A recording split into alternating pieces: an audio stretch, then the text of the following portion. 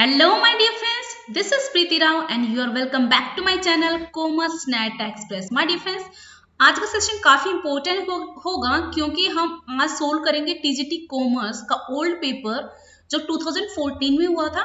ये टीजीटी का पेपर है, तो आज हम एनालाइज करेंगे किस तरह के क्वेश्चंस पूछे जा रहे हैं, क्या ट्रेंड है और इससे आप ज्यादा से ज्यादा एमसीक्यूज की प्रैक्टिस कर पाएंगे so that you can ensure your selection in upcoming teaching exam.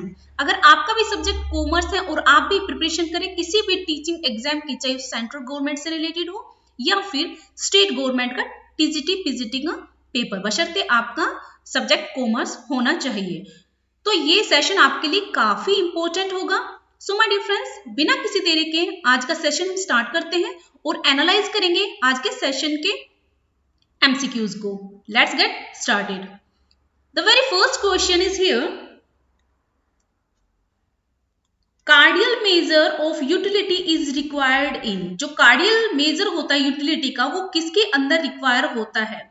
Utility theory में, रिवील्ड प्रेफरेंस में, या डिफरेंस कर्व एनालिसिस, या फिर डी इंफीरियर गुड्स में। तो राइट ऑप्शन क्या होगा my dear friends? Utility theory में। तो कार्डियल का मेजर किस में दिया गया है? यूटिलिटी थ्योरी में। Next question is second.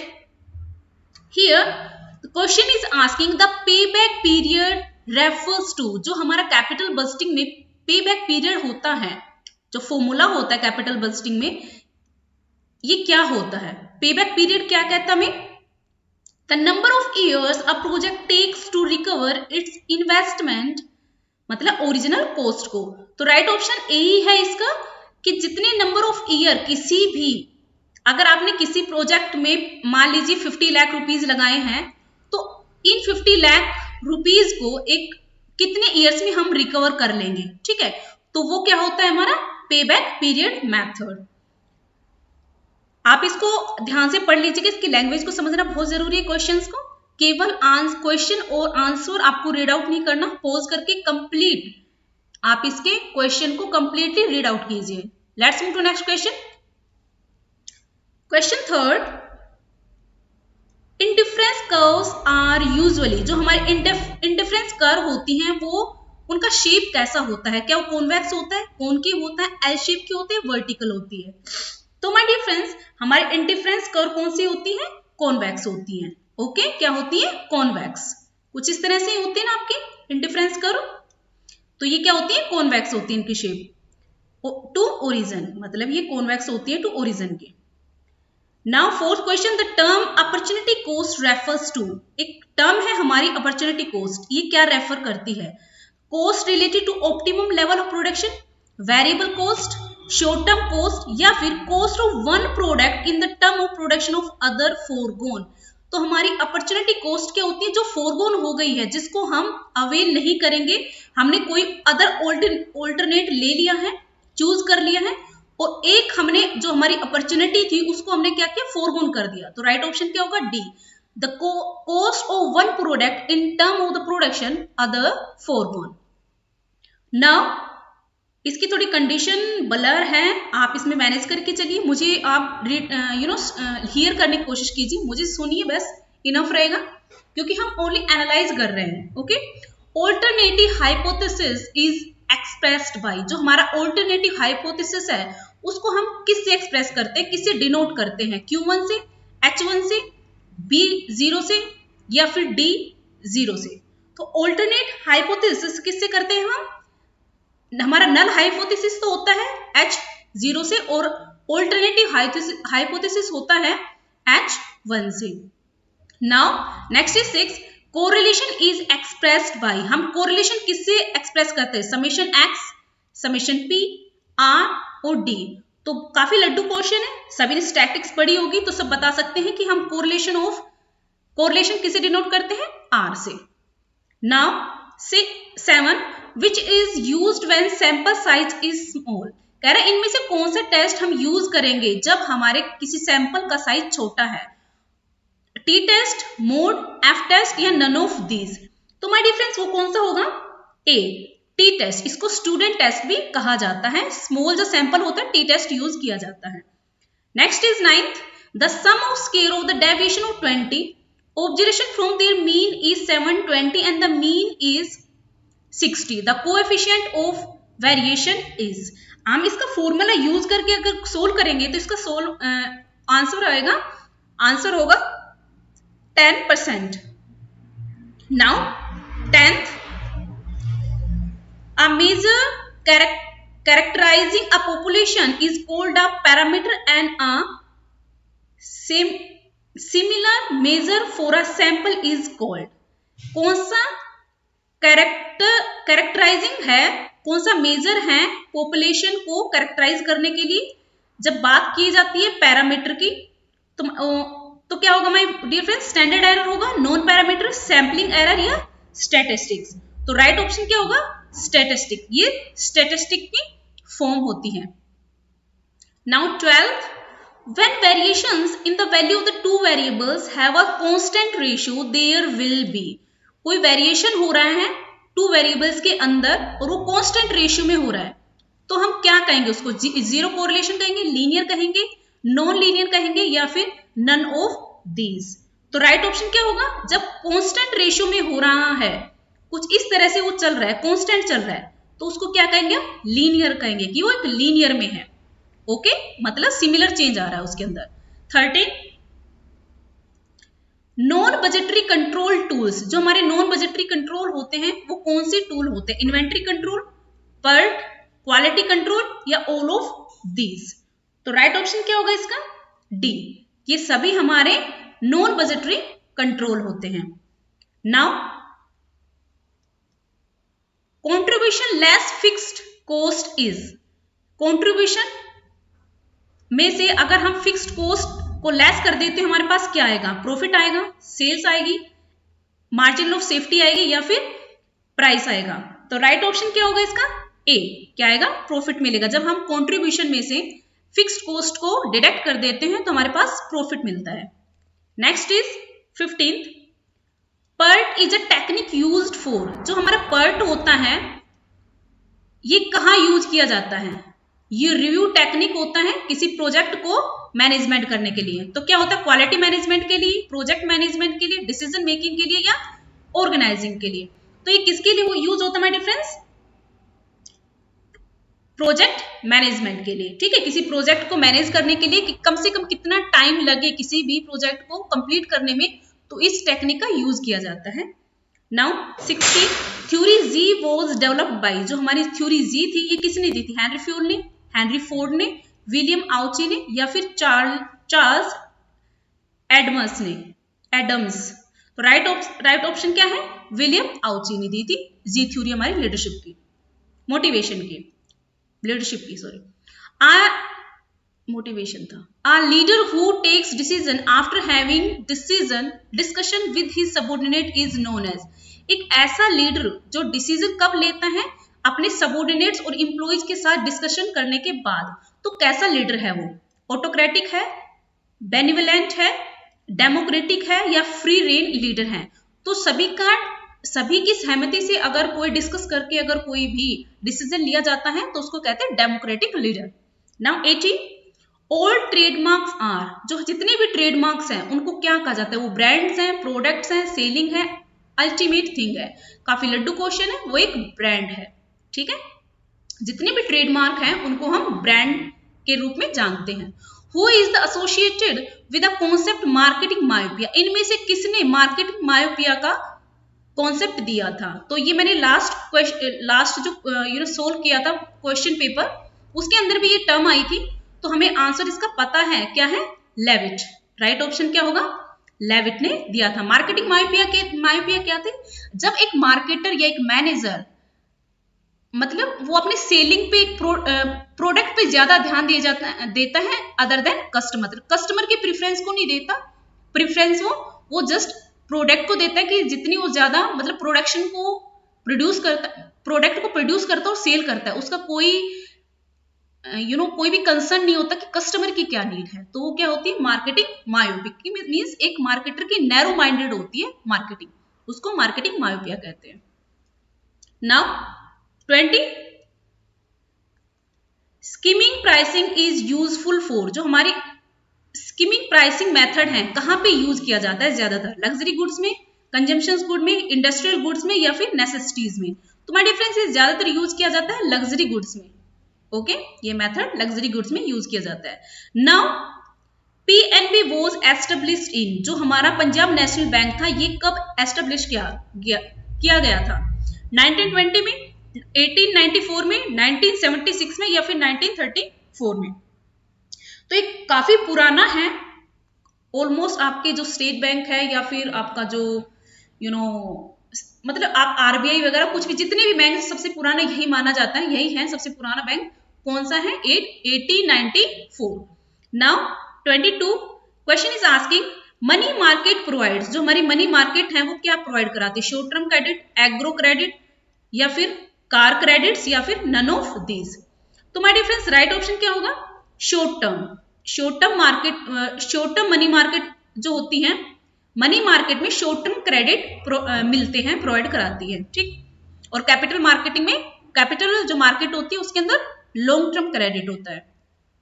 Now 23rd which is the apex financing institute for the agriculture? कहते हैं जो हम एग्रीकल्चर की बात करते हैं तो सबसे एपेक्स फाइनेंसिंग इंस्टीट्यूट कौन सा है जो क्रेडिट देता है एग्रीकल्चर सेक्टर को? आरबीआई है, यूटीआई बैंक है, नबार्ड है या एक्सिस है? काफी लड्डू क्वेश्चन है, सभी जानते होंगे जिसने इकोनॉमिक्स पढ़ी है, वो नबार्ड है। एग्रीकल्चर सेक्टर में काफी एपेक्स बॉडी है, ये प्रोमिनेंट बॉडी है जो फाइनेंस प्रोवाइड कराती है। Now the 24 Narasimha committee is related to, जो नरसिम्हा कमेटी थी वो किससे रिलेटेड थी? बैंक से, इंश्योरेंस से, यूनियन बैंक से या फिर एचआरएम से? तो किससे माय डिफरेंस? वो थी बैंक से। Okay, now next is 25 credit rating. Credit rating का मतलब क्या है? तो क्रेडिट रेटिंग का मतलब हम देखते हैं यहाँ पे, credit rating is used to rate the borrower while giving advance. तो राइट ऑप्शन हमारा यही है। क्रेडिट रेटिंग का मतलब है अगर बैंक है या फिर कोई इंस्टीट्यूट है, किसी भी पर्सन को अगर वो क्रेडिट देता है तो सबसे पहले उसकी वर्थ देखता है कि भाई ये आपका वापस दे भी पाएगा या नहीं दे पाएगा, या फिर इसका पास्ट कैसा था, इसने पास्ट में अगर कोई भी लोन लिया था या एडवांस लिया था तो इसने टाइम पे पे किया नहीं किया, ठीक है। तो उसके क्रेडिट पे मतलब उसकी परफॉर्मेंस जो लास्ट में रही थी बैंक्स के साथ, उसी के अकॉर्डिंग उसको क्रेडिट दिया जाता है। कहते हैं ना इसकी सिविल खराब है या सिविल मतलब किसी का कोई डिफॉल्ट हो जाता है, फ्रॉड कर देता है, तो उसकी क्रेडिट रेटिंग गिर जाती है। इस तरह से एक पर्सन की बात की जाती है, इसी तरह से कंपनीज भी ऐसे ही करते हैं। कंपनीज की भी रेटिंग की जाती है कि किसकी रेटिंग सबसे बेस्ट है, कौन टाइम पे कर देता है, तो उसको ज्यादा से ज्यादा लोन भी मिल जाता है मार्केट से। Now 26 decreasing current ratio indicate, अगर किसी कंपनी का, ठीक है, जो करंट रेशियो था वो डिक्रीज हो रहा है तो उसका मतलब क्या है? Stable liquidity and increasing liquidity, strain liquidity या फिर स्टेशनरी सेटिस्फैक्टरी करंट सोल्वेंसी। तो अगर हमारी करंट रेशियो गिरने लग रही है तो उससे मतलब क्या होगा हमारा? उससे मतलब होगा कि जो हमारी लिक्विडिटी है वो कम होती जा रही है। क्या हो गई? स्ट्रेन हो गई। ओके, हमारे पास लिक्विडिटी नहीं है। At which one of the following rate the central bank lends to bank against government securities? कहते हैं इनमें से किस रेट पर सेंट्रल बैंक जो अदर गवर्नमेंट सिक्योरिटीज होती हैं उन पे लोन देता है, वो किस रेट पे होता है? रेपो रेट पे, रिजर्व रेपो रेट पे, बैंक रेट पे या एसएलआर पे? तो राइट ऑप्शन किसका क्या होगा? रेपो रेट पर, ठीक है। ये इनका अपना रेट होता है जिसके ऊपर लोन प्रोवाइड करते हैं ये लोग, मतलब बैंक जो हमारा सेंट्रल बैंक है वो। फिस्कल डेफिसिट, हमारा फिस्कल डेफिसिट क्या होता है इसके बारे में पूछा है। It is a gap between the value of the export and the import, या फिर it is the gap between export and import minus कर दिया एक्सटर्नल बोरोइंग, या फिर ये एक ऐसा गैप होता है जो टोटल एक्सपेंडिचर और टोटल रिसिप्ट, मतलब एक फाइनेंशियल ईयर में कितने एक्सपेंडिचर हुए, कितना हमारे पास एक सरकार के पास पैसा आया और कितना उसने एक्सपेंड किया, उसके बीच का गैप है। तो राइट ऑप्शन क्या होगा? सी होगा कि फिस्कल डेफिसिट हमें क्या बताती है कि एक जो हमारी गवर्नमेंट है उसके पास कितनी तो रिसिप्ट्स आई हैं और उसने उसमें से कितना खर्चा कर दिया, और जो गैप है इन दोनों के बीच में उसको फिस्कल डेफिसिट बोलते हैं। Now 29, expand the term ALM as used in marketing finance sector. एक ALM टर्म है जिसको फाइनेंसिंग मार्केट, बैंकिंग और फाइनेंसिंग सेक्टर में यूज किया जाता है, उसका नाम बताना, इसका फुल फॉर्म क्या है। तो राइट ऑप्शन उसका मैं डायरेक्ट बता देती हूँ, स्टैटिक लर्निंग क्वेश्चन है ये। तो asset liability management, okay, asset liability management. Now 30 question, what does the letter R denote in the abbreviation BR act which control banking activities in country. ये BR act है, इसके अंदर जो BR है ये क्या डिनोट करता है, ये पूछने लग रहा है। रिफॉर्म है, रेगुलेशन है, रिपोर्टिंग है या फिर रेजोल्यूशन है। तो बैंकिंग रेगुलेशन एक्ट है ये, तो ये क्या है, मतलब R किसको डिनोट करते हैं, रेगुलेशन को। नाउ गैप, अब हमारा जो अकाउंटिंग में गैप है उसकी वो किस लिए रिक्वायर है ना। तो इसमें जैसे हमारा जर्नल एक्सेप्टेड अकाउंटिंग प्रिंसिपल होते हैं, इसकी गैप की फुल फॉर्म है, ये क्यों रिक्वायर्ड होते हैं, ग्लोबल हार्मोनाइजिंग इन अकाउंटिंग। ये बिल्कुल करेक्ट आंसर है कि ग्लोबली सभी के अकाउंटिंग क्या होनी चाहिए, हार्मोनाइज होनी चाहिए। ऐसा नहीं है कि जो इंडिया में कंपनी है उसकी अकाउंटिंग प्रिंसिपल, अकाउंटिंग करने का जो अकाउंटिंग है वो कुछ डिफरेंट तरीके से की जाती है, अलग मेथड्स हैं, किसी अदर कंट्री में अलग है। तो हार्मोनाइजेशन के लिए ये गैप यूज किया जाता है। Okay, now the next is 32 is asking when accounting standard board of India is constituted। हमारी कंट्री के अंदर इंडिया में जो अकाउंटिंग स्टैंडर्ड बोर्ड था ये कब कॉन्स्टिट्यूट किया गया था, कब बना था। तो राइट ऑप्शन स्टैटिक क्वेश्चन है, ये बना था 1977 में। अगर आपको लर्न नहीं है तो इसको नोट डाउन कर लीजिएगा। और इसके अलावा भी माय डिफरेंस बहुत सारे मैंने पेपर है सोल्व कराएंगे, क्योंकि अपकमिंग टाइम में जितने भी क्वेश्चंस है 2020 जो 20 में निकले हैं वो 21 में हो जाएंगे, अप्रोक्स इन द बिगिनिंग में ही हो जाएंगे 2021 के, मतलब 2021 के जो जनवरी, फरवरी और मार्च, इसी के अंदर ही जितने भी हमारे जो पेपर एग्जाम निकले हुए हैं 2020 में कॉमर्स के, पीजीटी, टीजीटी के, वो सभी कंडक्ट हो जाएंगे। तो आपकी प्रिपरेशन इंपॉर्टेंट है, बहुत ज्यादा लगातार लगे रहिए। और सेकंड थिंग है, जितने भी प्रीवियस पेपर मैंने सोल्व कराए हैं उनको आप एनालाइज कर लीजिए, उनको देख लीजिए किस तरह के क्वेश्चन पूछे जा रहे हैं। Now 33 question is asking derivative instrument is, derivative instrument को क्या कहा जाता है, इक्विटी शेयर होते हैं, ये बॉन्ड होते हैं। तो माय डिफरेंस ये क्या होते हैं, स्वैप होते हैं derivative instruments. Now 34 accrual concept is related to, और एक्रूअल कॉन्सेप्ट किससे रिलेटेड है, रेवेन्यू से, आइटम से, डेप्रिसिएशन से या फिर नन ऑफ दीज है। तो हमारा एक्रूअल कॉन्सेप्ट काफी बेसिक क्वेश्चन है अकाउंटिंग का। एक्रूअल कॉन्सेप्ट है ये जो रेवेन्यू से रिलेटेड है, जब हमारी सेल हो जाएगी तभी हम उस रेवेन्यू को कंसीडर कर लेते हैं, चाहे वो हमें उसकी अमाउंट मिली है या नहीं मिली है। ठीक है। Now 35 under which one of the following methods of depreciation is the amount the asset never reduced to zero। Question is asking वो कौन सा मेथड होता है डेप्रिसिएशन का जिसके अंदर कभी भी किसी एसेट की जो रिड्यूस्ड वैल्यू होती है वो जीरो नहीं होगी, वो कौन सा मेथड है। तो स्ट्रेट लाइन मेथड से, डिमिनिशिंग बैलेंस मेथड से, सम ऑफ ईयर्स डिजिट मेथड से या एन्युटी मेथड से। फर्स्ट ऑफ ऑल इस सब के बारे में आपको पता होना चाहिए। और इस क्वेश्चन का आंसर क्या होगा, डिमिनिशिंग बैलेंस मेथड। मींस इस मेथड को यूज करने से कभी भी किसी भी एसेट की वैल्यू जीरो नहीं हो सकती। Now 36 question is asking in the absence of any contract profit arising from partnership firm is credit to the partners capital account in.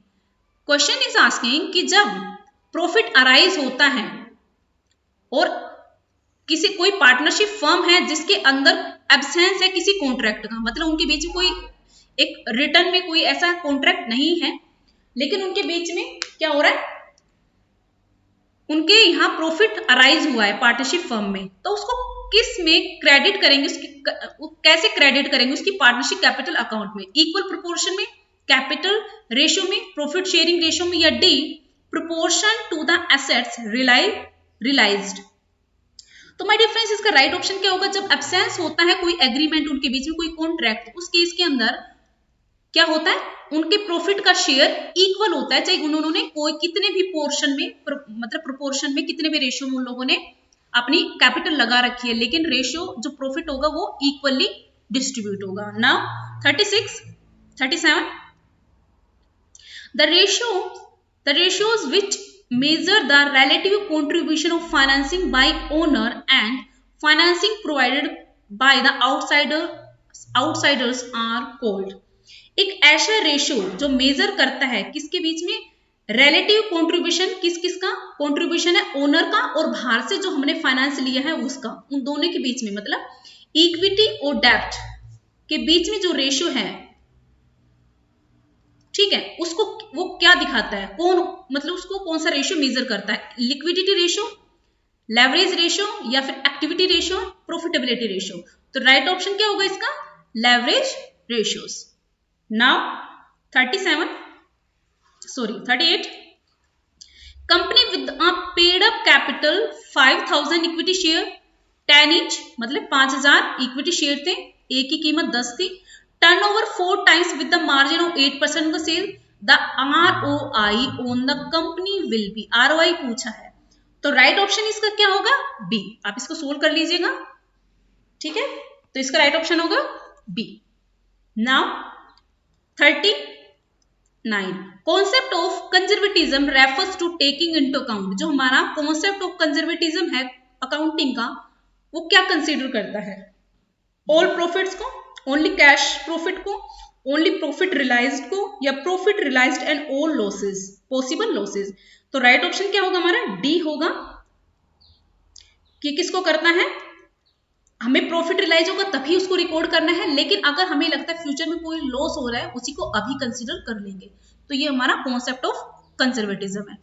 Now 40 amount set apart to meet probable losses on the account of the bad debts is, हम कुछ क्या होता है, हम कुछ amount को set कुछ side में रख लेते हैं, सेट अपार्ट टू मीट, किसके लिए, अगर हमें लगता है फ्यूचर में प्रोबेबल कुछ लॉसेस हैं, किसकी वजह से, बैड डेब्ट्स की वजह से, कुछ हमारे डेटर हैं वो मतलब बैड हो सकते हैं, वो हमें नहीं मिल सकते, तो उसके लिए हम क्या करते हैं हम लोग उस टर्म को क्या कहते हैं, प्रोविजन बनाते हैं उसके लिए, तो हम उसको कहते हैं प्रोविजन, मतलब हम प्रोविजन बनाते हैं, कुछ पार्ट हम उसके लिए साइड में रख लेते हैं कि अगर हमें डेटर हमें पेमेंट नहीं करते हैं तो एटलीस्ट हमारे पास उसको रिकवर करने के लिए प्रोविजन होना चाहिए। Now 41 on using reducing balance method on the asset of 20,000 at the rate of 10% per annum depreciation of the third year, बहुत ही सिंपल क्वेश्चन, आप रिड्यूसिंग मेथड से यूज करते हुए 20,000 के ऊपर 10% के हिसाब से अगर आप लगाएंगे डेप्रिसिएशन मेथड, तो थर्ड ईयर में उसकी वैल्यू क्या होगी एक एसेट की। तो माय डियर फ्रेंड्स, अब इसको सोल्व करेंगे तो राइट ऑप्शन क्या आएगा, 1620, सी ऑप्शन इसका बिल्कुल करेक्ट होगा। Now 42 amount spent on advertisement campaign the benefit of which is likely to last for 3 years।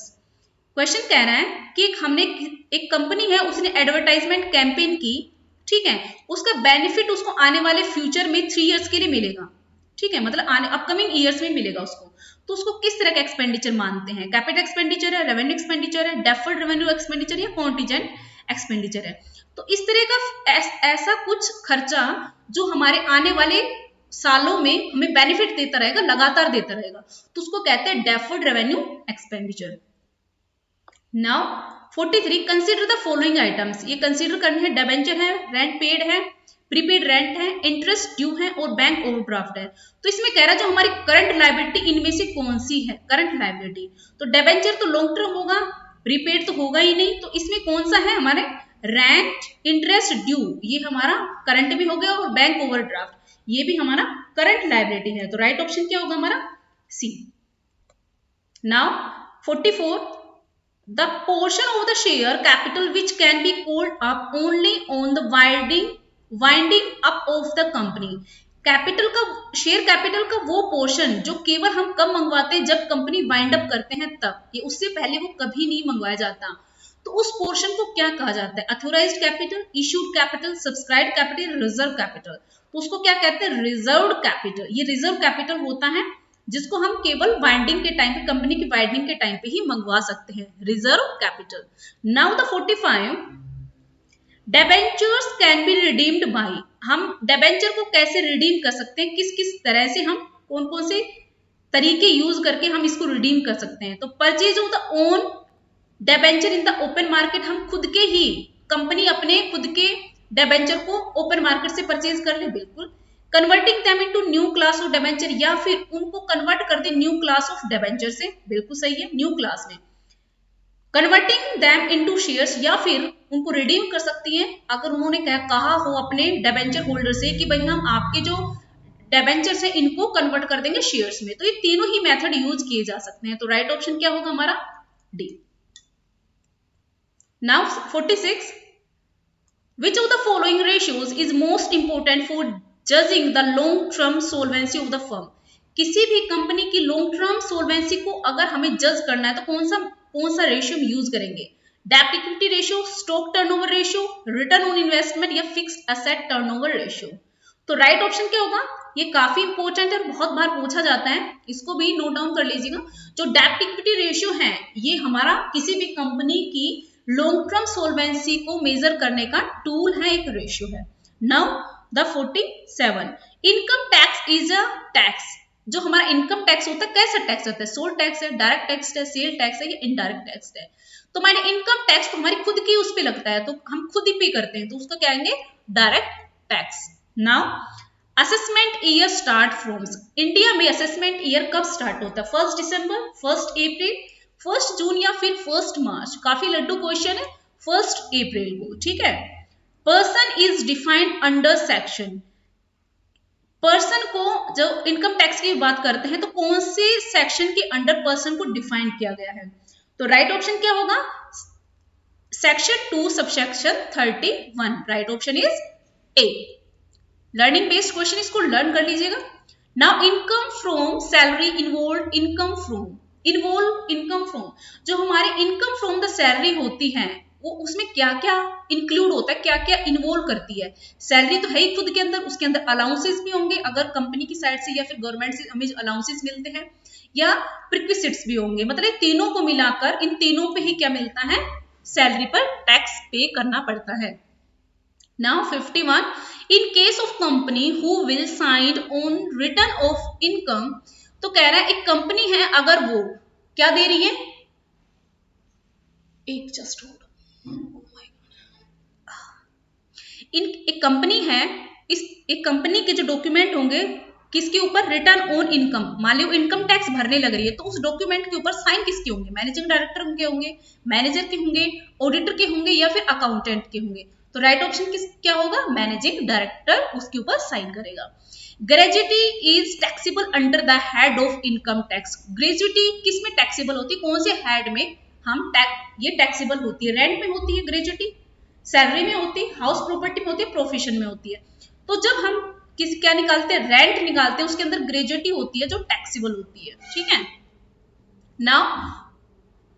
Now the who is liable to pay any tax is called, कह रहा है इनमें से कौन है कौन होगा जो लायबल होगा पे करने के लिए टैक्स, उसको क्या कहते हैं? उसका उस टर्म का क्या नाम है?